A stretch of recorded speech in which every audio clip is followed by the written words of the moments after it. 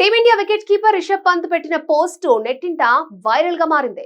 సోఫాలో కూర్చొని ఫోటోకి ఫోజ్ ఇచ్చిన పంత్ ఐపీఎల్ వర్గాల్లో ప్రకంపనలు సృష్టించాడు. ఢిల్లీ క్యాపిటల్స్ కు గుడ్ బై పలకడం ఖాయమని, చెన్నై సూపర్ కింగ్స్ తో పంత్ వెళ్తున్నాడని ప్రచారం జోరుగా సాగుతోంది.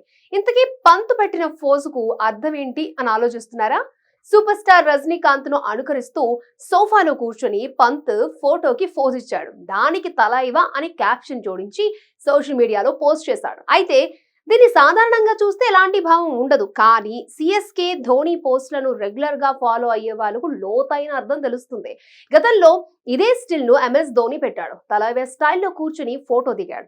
ఇప్పుడు సేమ్ టు సేమ్ పంత్ అదే స్టైల్ ని దించేశాడు. దీంతో సిఎస్కే లోకి వస్తున్నట్లుగా పంత్ పరోక్షంగా వెల్లడించాడని చర్చ ఇప్పుడు జోరుగా సాగుతోంది. గత కొన్ని నెలలుగా చెన్నై సూపర్ కింగ్స్ లోకి పంత్ వస్తున్నట్లు, ధోని స్థానాన్ని భర్తీ చేస్తున్నట్లు ప్రచారం జరుగుతోంది. ఐపీఎల్ మెగా ఆక్షన్ రూల్స్ పై క్లారిటీ వచ్చిన తర్వాత దీనిపై అధికారిక ప్రకటన విడుదలవుతుందని జాతీయ మీడియాలోనూ వార్తలొచ్చాయి. అయితే 43 ఏళ్ల ధోని వచ్చే ఐపీఎల్ సీజన్ లో ఆడడం అనుమానమే. అంతేగాక ధోనికి భారీ మొత్తాన్ని వెచ్చించి రిటైన్ చేసుకుంటే అది జట్టుపై ఎఫెక్ట్ పడుతుందని సిఎస్కే మేనేజ్మెంట్ ఆలోచిస్తోందట.